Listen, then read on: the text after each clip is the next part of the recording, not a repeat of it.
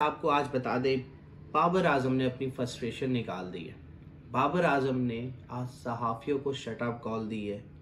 आज बाबर आजम को जो तनकीद का निशाना बनाते हैं, आज उनको ये कह दिया है कि मैं कोई किंग शिंग नहीं हूँ। अच्छा, ये खबर कैसे सामने आती है मैं आपको बता दूं इसकी थोड़ी सी, क्योंकि अभी बाबर आजम ने तो प्रेस कॉन्फ्रेंस नहीं की ना न्यूज़ चैनल पे आए। ये ऐसा है कि एक जब भी मैचेस होते हैं, मैचेस के बाद ना प्रेस गैलरी के पास टीम खिलाड़ियों और उनकी मुलाकात हो जाती है साफ़ियों की। साफ़ी वहाँ पर कोई रिकॉर्डिंग नहीं कर सकता, कोई ऐसी बात नहीं कर सकता, लेकिन जब प्लेयर से बात कर रहा है, इतनी इजाज़त पीसीबी की तरफ से है कि उसको कोट एंड कोट करके छाप सकता है।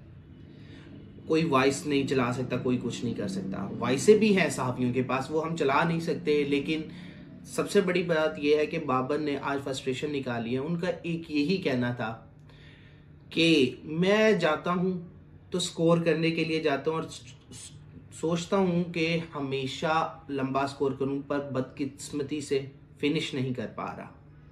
जिस पर सहाफ़ी ने कहा कि बाबर किंग बाबर साहब, आप क्या कहेंगे कि कब तक फॉर्म बहाल हो जाएगी। यार, एक तो सहाफ़ियों को भी समझना चाहिए कि जितने उसने स्कोर किए हैं उतना आपका शायद तजर्बा भी नहीं है जिसने ये सवाल किया था।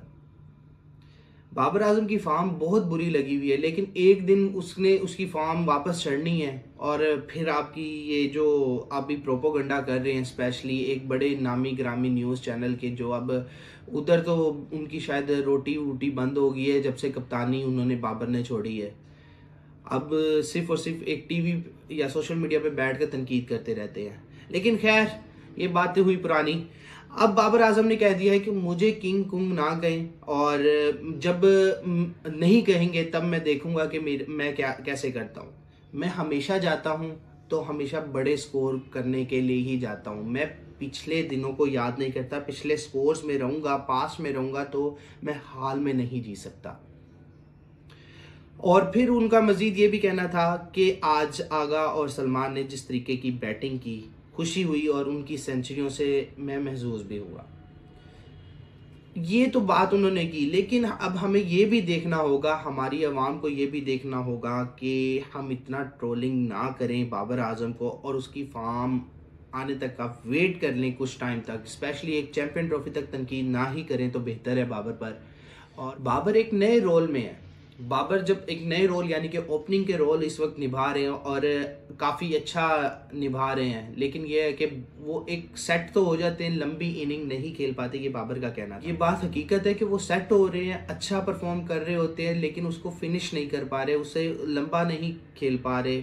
वो एक फॉर्म वाकई लगता है कि मिसहैप चल रहा है और ये एक बुरे दिन चल रहे हैं बाबर के लिए। देखना होगा कि बाबर आजम इस फॉर्म को मेंटेन कब तक उनकी ये रहती है और वो वापस अपनी फॉर्म में कब आते हैं।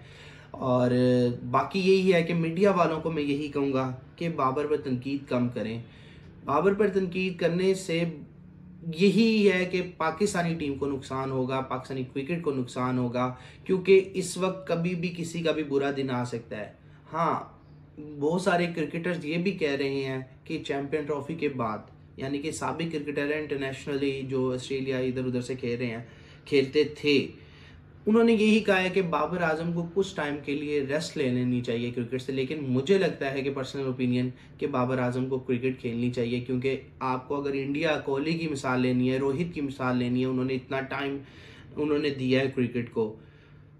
वो फॉर्म एक दिन ही होता है, एक इनिंग लगी तो वापस फॉर्म बहाल हो जाती है। आप उस एक इनिंग का वेट करें। मुझे दीजिए इजाज़त, अल्लाह ने के बाद।